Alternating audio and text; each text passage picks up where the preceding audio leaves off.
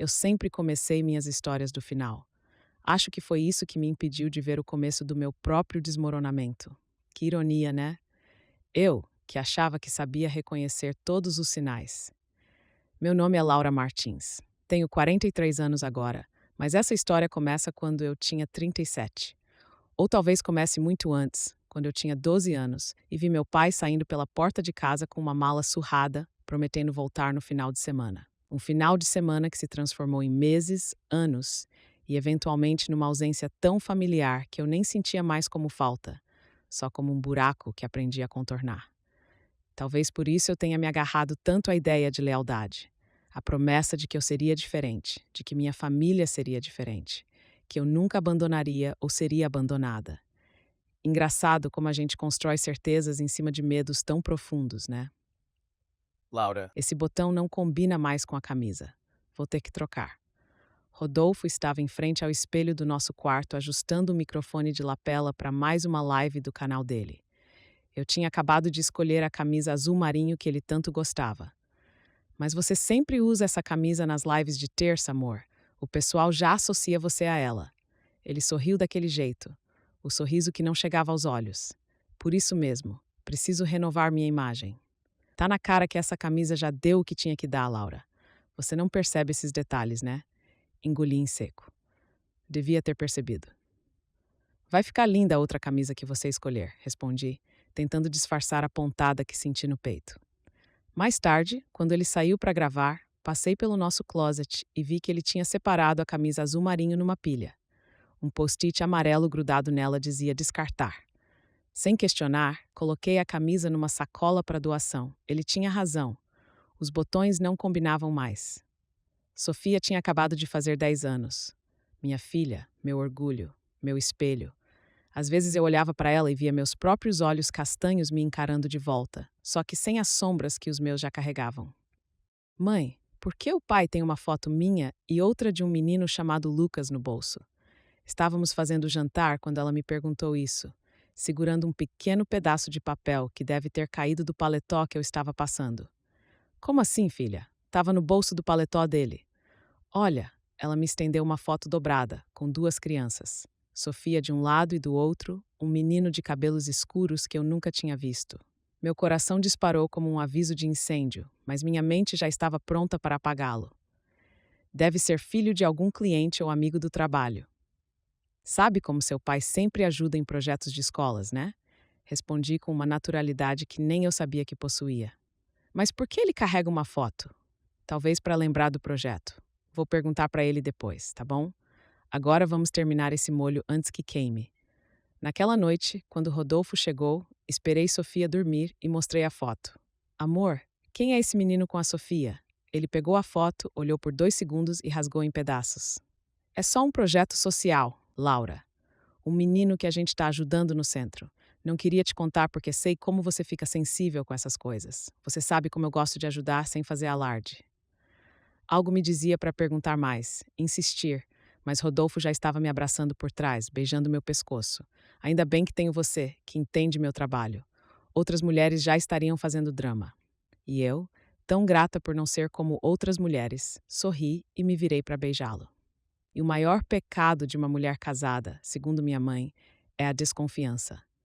Confia no teu marido, ela repetia enquanto costurava as roupas que sustentavam nossa casa depois que meu pai saiu.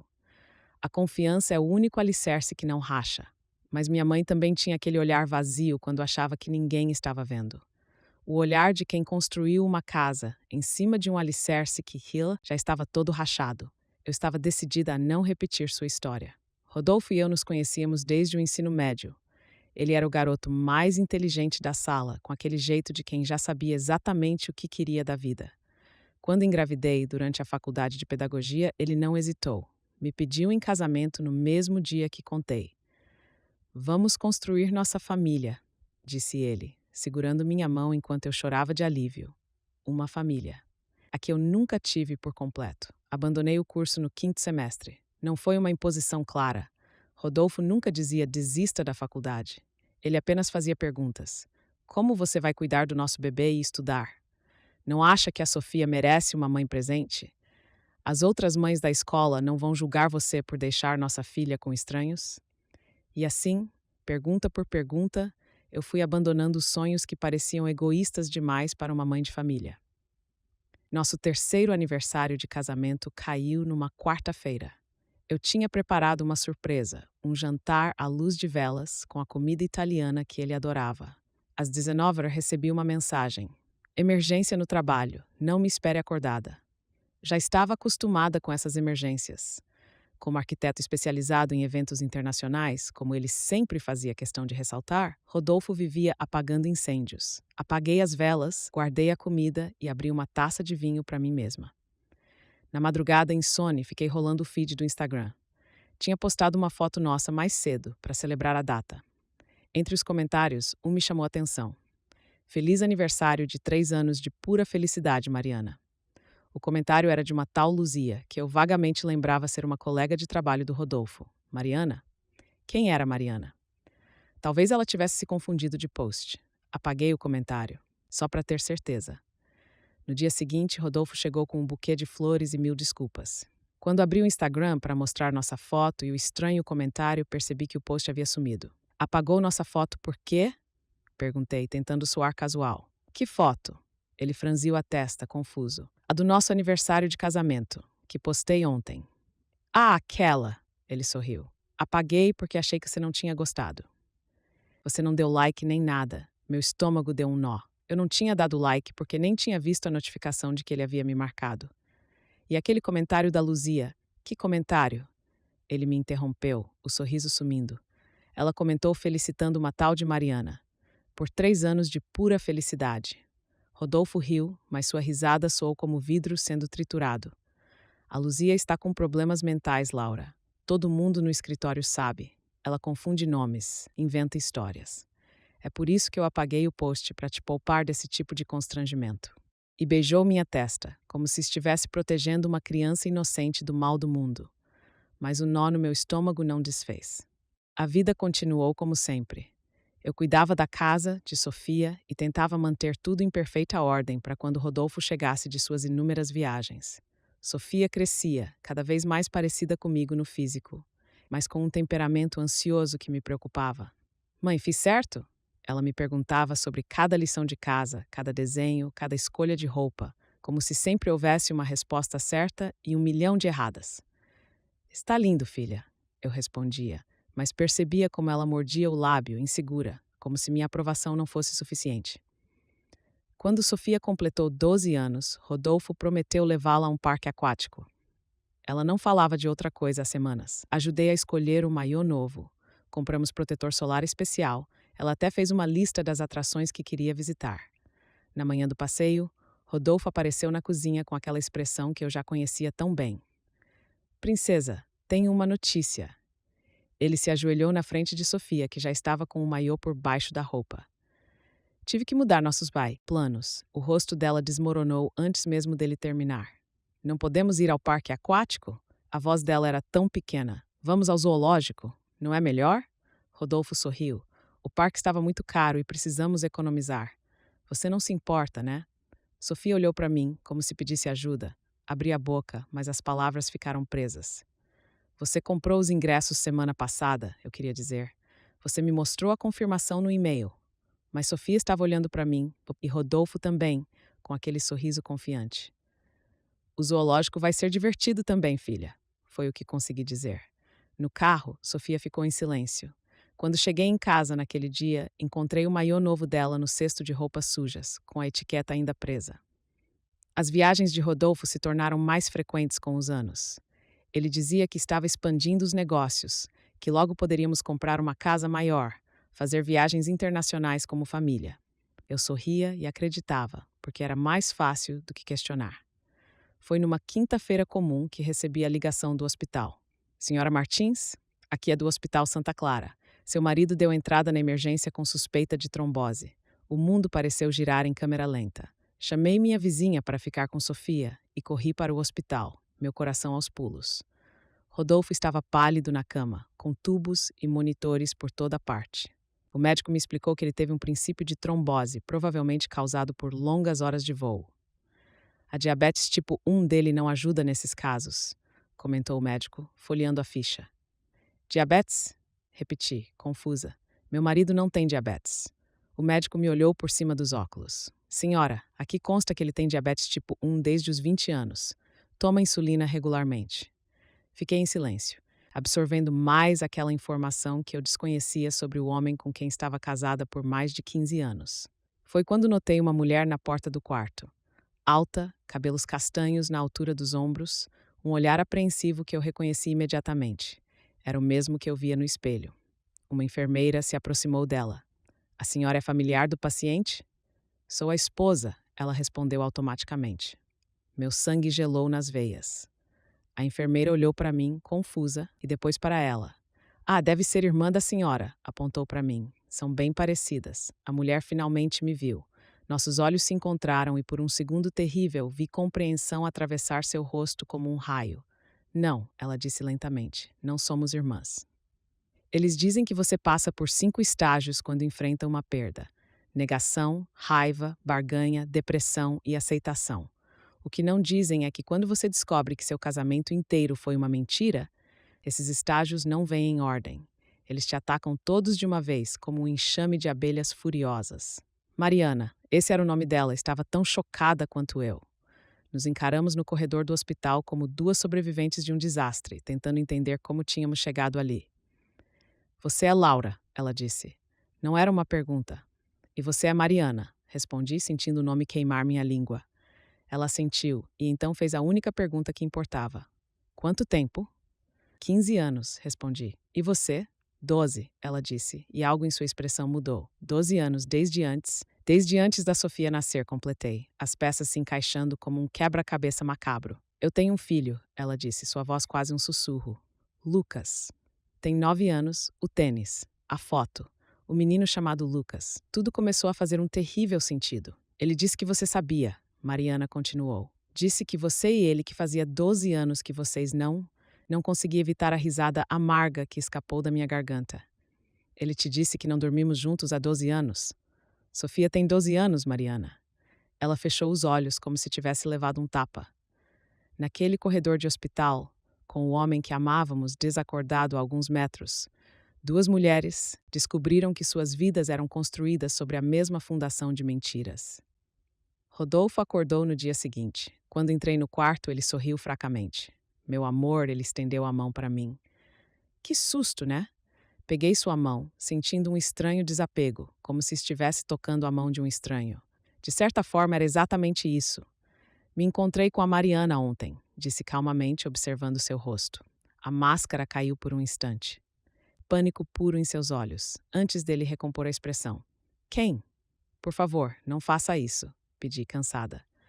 Não me faça de idiota de novo. Ele suspirou, fechando os olhos por um momento. Laura, eu posso explicar. Explicar o que exatamente? Que você tem outra família, que tem um filho de 9 anos, que mentiu para mim durante todo o nosso casamento. Foi uma fraqueza, ele disse, sua voz embargada. Eu conheci Mariana numa viagem. Foi um erro. Um erro de 12 anos? Interrompi. Eu tentei terminar várias vezes, mas ela ameaçou se matar. Lucas precisa de um pai. E Sofia não? Perguntei, sentindo raiva subir pela minha garganta como Billy. É diferente, Laura. Você é forte, sempre foi. Mariana é instável, frágil. Pare de mentir. Elevei minha voz pela primeira vez. Ela está no corredor agora e, acredite, não parece nada frágil. Ela parece exatamente como eu me sinto, traída. Rodolfo mudou de estratégia, seus olhos se enchendo de lágrimas. Foi um momento de fraqueza que se transformou numa situação impossível. Mas você é minha família de verdade, Laura. Sempre foi. No passado, aquelas lágrimas teriam me destruído. Teria me feito questionar minha própria percepção, implorar por seu perdão por duvidar dele. Mas ali, naquele quarto de hospital, olhando para o homem que havia roubado 15 anos da minha vida, senti apenas um imenso vazio. Não, respondi simplesmente. Não sou sua família. Sou sua vítima. E saí do quarto, deixando-o chamando meu nome. Os dias seguintes foram um borrão.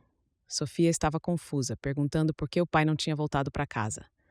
Inventei uma história sobre ele precisar ficar no hospital por mais tempo. Não estava pronta para destruir a imagem que ela tinha do pai. Mas enquanto ela dormia, eu investigava.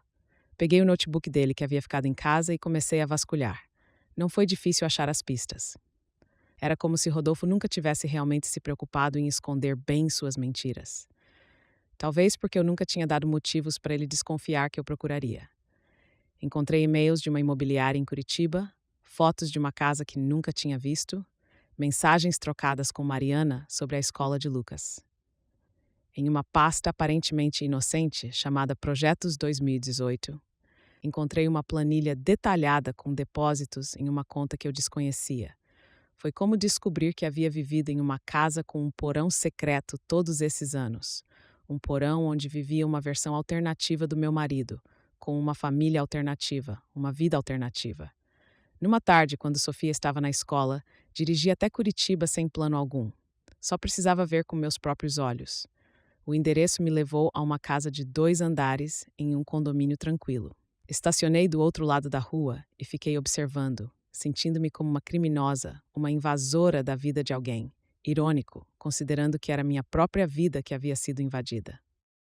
Uma mulher saiu para recolher o correio, Mariana. E ao seu lado, um menino de cabelos escuros que reconheci da foto. Lucas, o filho do meu marido com outra mulher. Uma senhora que passeava com um cachorro parou para conversar com eles. Baixei o vidro do carro um pouco para ouvir. "Cadê o Rodrigo?"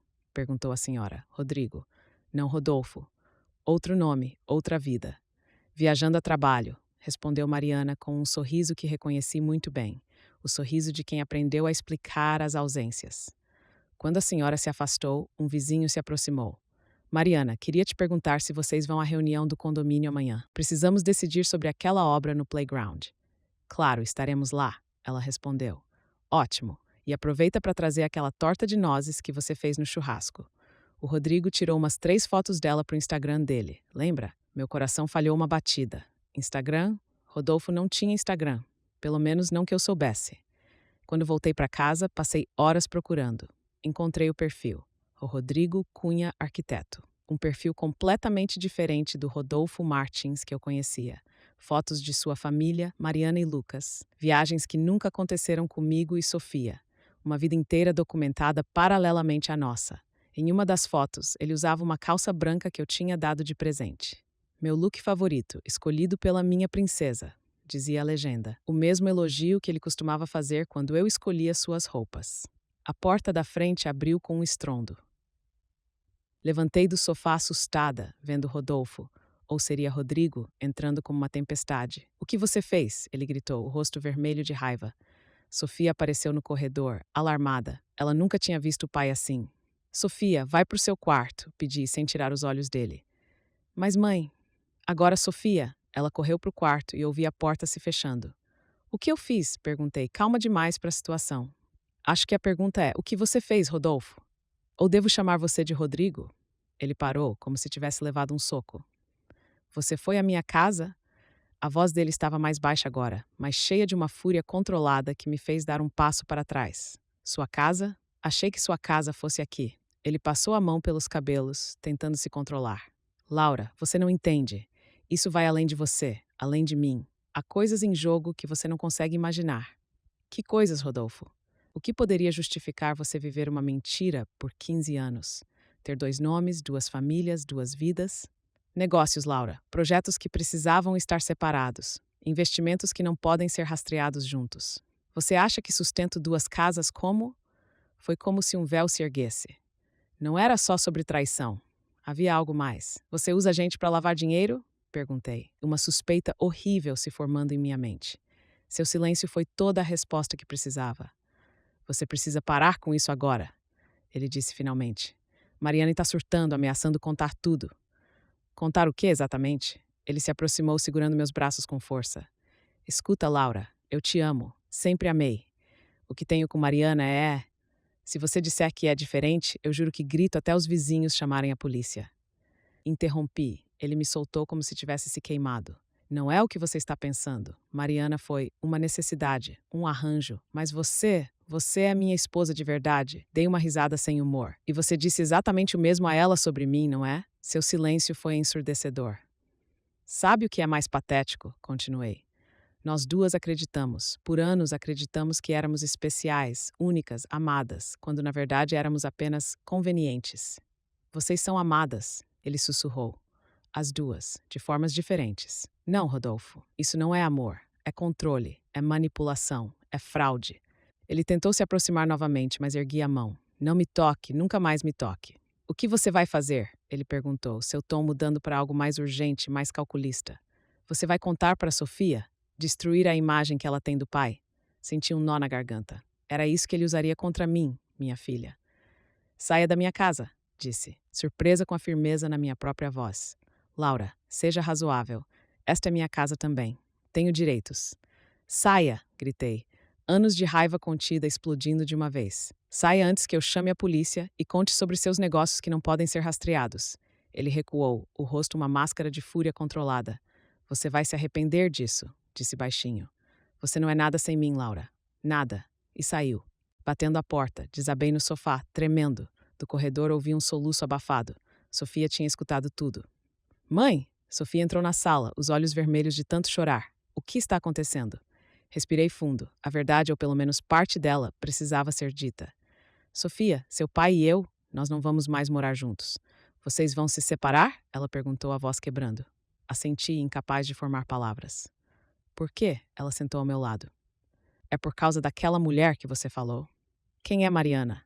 Meu coração apertou. Como explicar para uma menina de 12 anos que seu pai tinha outra família, que ele estava vivendo uma mentira desde antes dela nascer? Sofia, às vezes as pessoas escondem coisas, mesmo das pessoas que amam. Ele traiu você? Ela perguntou diretamente, me surpreendendo com sua perspicácia. É mais complicado que isso, filha. Ele tem outra família, ela insistiu, e vi em seus olhos que ela já sabia, ou pelo menos suspeitava. Aquele menino da foto, Lucas. Ele é filho do papai com outra mulher, não é? Senti as lágrimas queimando meus olhos. Sim, Sofia. Seu pai tem outro filho. Ela ficou em silêncio por um longo momento absorvendo a informação. E ele mentia para você sobre isso? Sim. Por quanto tempo? Hesitei. A verdade poderia destruí-la. Muito tempo, filha. Sofia assentiu lentamente, como se estivesse resolvendo um quebra-cabeça mental. Por isso ele viajava tanto? Para ficar com eles? Acredito que sim. Ela se levantou abruptamente, caminhando até a janela de costas para mim. Sofia! Chamei, preocupada com seu silêncio. Papai me disse uma vez que mentiras são necessárias às vezes. Para proteger as pessoas que amamos, ela disse, sua voz estranhamente controlada. Ele estava mentindo sobre isso também, né? Levantei e fui até ela, tocando seu ombro. Seu pai construiu sua casa em cima de outra casa, disse, lembrando das palavras que vieram à minha mente no hospital. O amor dele não era verdadeiro da forma como pensávamos. Mas o meu por você é, Sofia. Sempre foi e sempre será. Ela se virou para mim, os olhos cheios de uma dor tão adulta que partiu meu coração. Então posso duvidar dele e estar certa? Abracei-a forte, deixando minhas próprias lágrimas caírem. Pode. Veja como duvidar nem sempre vira vício. Ela soluçou contra meu peito, finalmente liberando toda a confusão e dor que estava segurando. Ele tem outra filha também? Perguntou entre soluços. Ele ama mais o Lucas do que a mim? A pergunta me atingiu como uma facada. Não, Sofia. Seu pai ama você muito. O problema não é você, nunca foi. O problema é ele, a forma como ele vê o mundo, como ele faz suas escolhas. Como vamos viver sem ele? Ela perguntou. E era a pergunta que eu mesma vinha evitando. Afastei-me um pouco para olhar em seus olhos. Vamos descobrir juntas, tá bom? Um dia de cada vez. Dizem que a verdade liberta. O que não dizem é que às vezes a verdade primeiro te joga no fundo de um poço escuro e você precisa escalar cada centímetro para encontrar essa tal libertação. Nas semanas seguintes, descobri a extensão das mentiras de Rodolfo. Não eram apenas duas famílias. Eram duas identidades completas, dois conjuntos de contas bancárias, dois circuitos sociais que nunca se cruzavam. Rodrigo Cunha, o arquiteto de Curitiba, estava envolvido em esquemas de fraude em licitações municipais. Rodolfo Martins, meu marido, canalizava o dinheiro através de projetos sociais que existiam apenas no papel. Duas vidas perfeitamente orquestradas para um esquema elaborado de corrupção. E no meio disso tudo, duas mulheres inocentes, criando seus filhos, acreditando estar casadas com um homem honesto. Mariana me ligou uma tarde, sua voz tensa do outro lado da linha. Laura, podemos nos encontrar? Marcamos em um café na metade do caminho entre nossas cidades. Quando cheguei, ela já estava lá, mexendo nervosamente em sua xícara de chá. Obrigada por vir, ela disse quando me sentei. Era estranho olhar para ela. Não nos parecíamos fisicamente, mas havia algo em seus olhos, em sua postura, que me era dolorosamente familiar. Como olhar para um espelho que refletia não minha aparência, mas minha alma ferida. Encontrei algo que você precisa ver, ela disse, empurrando uma pasta para mim. Dentro havia documentos, extratos bancários, contratos, a evidência de anos de fraude, meticulosamente organizada por ela. Onde conseguiu isso tudo? Perguntei, folheando os papéis. No escritório que ele mantinha em casa. Depois que você apareceu em Curitiba, ela hesitou. Depois daquele dia, comecei a procurar. Não foi difícil, acho que ele nunca imaginou que eu duvidaria dele. A mesma história, o mesmo controle, o mesmo engano. Como ele conseguiu manter essa farsa por tanto tempo? Ele usava nossas famílias, continuou Mariana. Empresas no seu nome, no meu, fundações usando o nome de Sofia e Lucas. Tudo para lavar dinheiro de contratos fraudulentos. Senti náuseas. Você vai denunciá-lo? Ela respirou fundo. Vou. Já falei com o advogado, mas ela hesitou. Achei que você tinha o direito de saber primeiro, de decidir se quer fazer parte disso. Por quê? Perguntei. Por que se importa comigo? Mariana sorriu tristemente. Porque somos as únicas que realmente conhecem quem ele é. As únicas que podem impedi-lo. Olhei para a pasta, para as evidências de anos de mentiras. Sofia vai ficar destruída, murmurei. Lucas também, ela respondeu. Mas eles merecem a verdade, merecem um futuro construído sobre algo real. Naquele momento, sentada em um café com a outra mulher do meu marido, senti uma estranha conexão. Não éramos rivais, éramos sobreviventes da mesma tormenta, remando em direção à mesma costa de segurança. Vou precisar de alguns dias, disse, para preparar Sofia. Mariana assentiu. Eu entendo. É a parte mais difícil. Antes de nos separarmos, ela segurou minha mão por um instante. Laura, você parece alguém que se culpa muito. Quero que saiba, você não poderia ter adivinhado. Ele é brilhante no que faz, um predador perfeito. Suas palavras foram como um bálsamo para uma ferida que eu nem sabia que estava aberta. A constante dúvida. Como eu não percebi? Obrigada, sussurrei, sentindo pela primeira vez em semanas que talvez não fosse toda minha culpa. E o som da campainha me acordou cedo num domingo. Arrastei-me até a porta, esperando um entregador ou vendedor. Era Clara.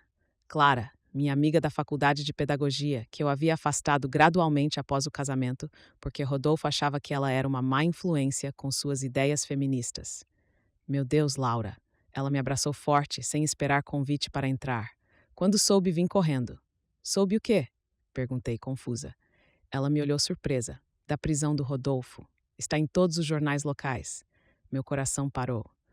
Mariana havia seguido em frente sem me avisar. Clara tirou o celular da bolsa e me mostrou a manchete. Arquiteto preso por fraude em licitações e bigamia. A foto de Rodolfo sendo levado algemado estava estampada na tela. Sofia saiu do quarto atraída pelas vozes. Tia Clara! Ela correu para abraçar minha amiga, que sempre trazia presentes e atenção quando visitava. Que surpresa! Clara olhou para mim, depois para Sofia, compreendendo a situação. Vim ver como vocês estão, ela improvisou guardando o celular. Estava com saudades. Sofia sorriu, indo preparar um café para nós. Ela não sabe, sussurrei para Clara. Laura, você precisa contar a ela antes que descubra por outra pessoa. Naquele momento, o celular de Sofia tocou no quarto. Ouvimos sua exclamação de surpresa, depois um choro abafado. Corri até lá, encontrando-a sentada na cama, olhando para o celular como se ele tivesse explodido. Sofia? Ela ergueu os olhos marejados para mim.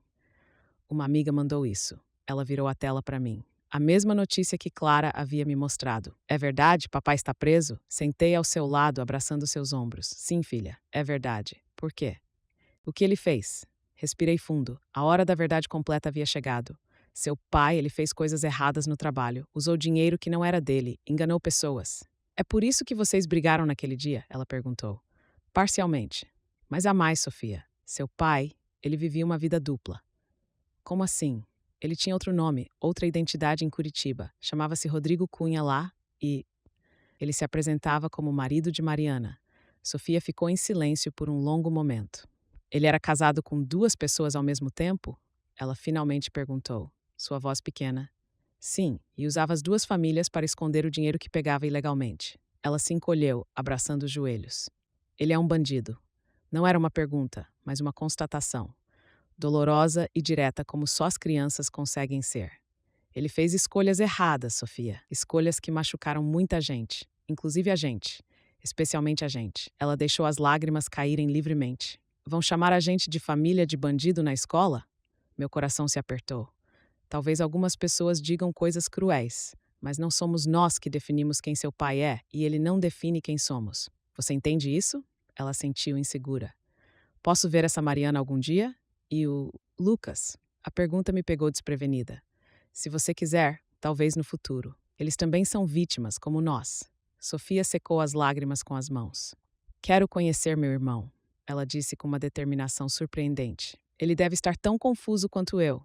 Abracei minha filha, uma mistura de orgulho e dor me inundando. Aos 12 anos, ela mostrava uma compaixão que muitos adultos jamais alcançariam. Te amo muito, sabia? Sussurrei em seu cabelo. Também te amo, mãe, ela respondeu. Vamos ficar bem? Vamos, prometi, e pela primeira vez, realmente acreditei nisso. Os meses seguintes foram um turbilhão de depoimentos, audiências e reconstrução. Rodolfo, ou Rodrigo, foi condenado por fraude, bigamia e lavagem de dinheiro. Recebi a notícia com um misto de alívio e tristeza. Era o fim oficial de uma história que, na verdade, já havia acabado muito tempo atrás. Clara tornou-se minha rocha. Ela dormia em casa nos dias mais difíceis, cuidava de Sofia quando eu precisava ir aos advogados, me abraçava quando eu desmoronava no meio da noite. Você precisa pensar no futuro, Laura, ela disse um dia enquanto tomávamos café na varanda. O que você quer fazer da sua vida agora?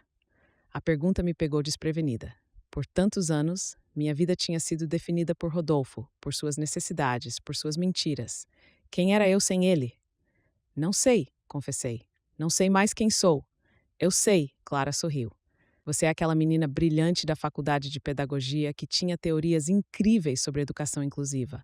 Você é a mãe que criou uma filha sensível e forte como Sofia. Você é uma mulher que sobreviveu a anos de manipulação e ainda consegue sorrir. Suas palavras acenderam uma pequena chama dentro de mim. Pedagogia, murmurei. Eu era boa nisso, não era? A melhor, Clara confirmou. E ainda pode ser. Naquela noite, pesquisei sobre como retomar meu curso de pedagogia. Descobri que poderia validar os créditos antigos e concluir a faculdade em cerca de 2 anos. Pela primeira vez em muito tempo, senti esperança. Não aquela esperança vaga que eu alimentava no casamento, mas uma esperança concreta, com planos e prazos. Enquanto nos adaptávamos à nova realidade, Mariana e eu mantínhamos contato. Inicialmente apenas por questões práticas relacionadas ao processo, mas gradualmente desenvolvemos uma estranha amizade. Ele tinha um método, sabe? Ela disse em uma de nossas conversas telefônicas. Separar roupas específicas para cada casa, ter histórias prontas para cada ausência. E o jeito como ele usava nossos medos contra nós, acrescentei. Sempre sabia exatamente o que dizer para nos manter na linha. Você também tinha aquela sensação? De que estava ficando louca quando desconfiava de algo? O tempo todo, confessei. Achei que era paranoia minha. Gaslighting, ela disse. Li sobre isso. É uma forma de abuso psicológico, fazer a vítima duvidar da própria sanidade. Nós fomos vítimas, não fomos? Perguntei, a realização ainda fresca e dolorida. Por todos esses anos. Sim, ela respondeu simplesmente, mas não somos mais. 6 meses após a prisão de Rodolfo, Sofia pediu para conhecer Lucas. Arranjei um encontro com Mariana em um parque no meio do caminho entre nossas cidades. Observei de longe enquanto Sofia se aproximava timidamente do menino de 9 anos. Eles se estudaram por um momento, reconhecendo traços familiares no rosto um do outro. Oi, disse Sofia. Eu sou sua irmã. Lucas olhou para Mariana, que assentiu encorajando-o. Oi, ele respondeu. Quer ver minha coleção de cartas?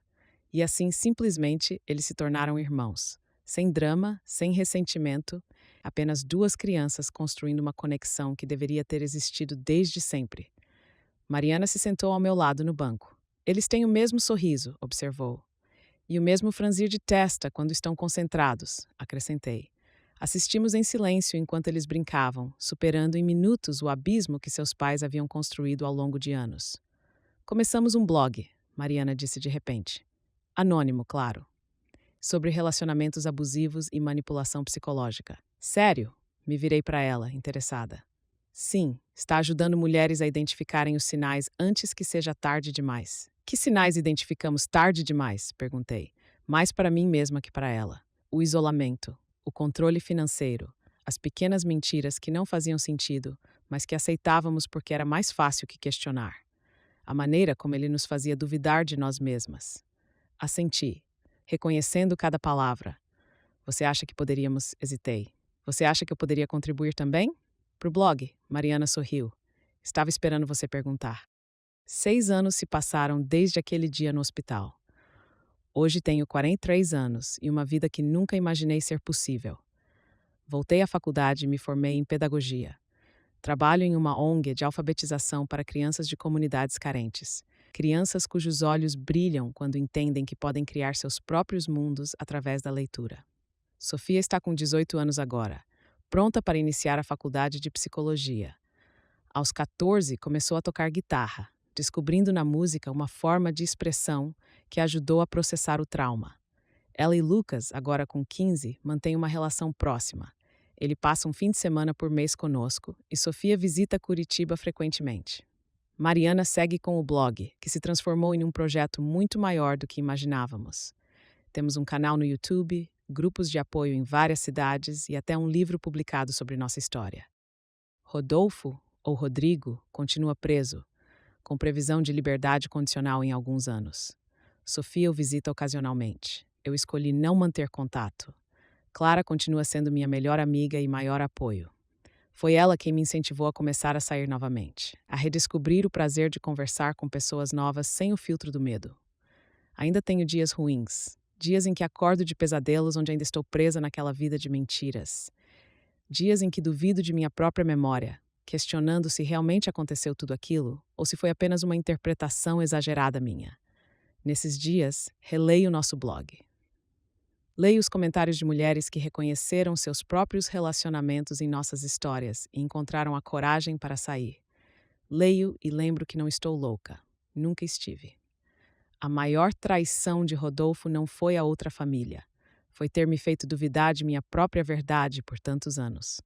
Foi ter me convencido de que minha percepção era falha, meus sentimentos exagerados, minhas suspeitas paranoicas. Minha cura começou no momento em que acreditei em mim mesma. No momento em que decidi que minha verdade importava, mesmo quando alguém tentava convencer-me do contrário. Construí uma vida em volta de um espelho enganador. A pior traição não foi a outra família. Foi eu ter esquecido que meu reflexo merecia confiança. Hoje, quando olho no espelho, vejo uma mulher que tem rugas novas, algumas mechas grisalhas e olhos que carregam cicatrizes invisíveis.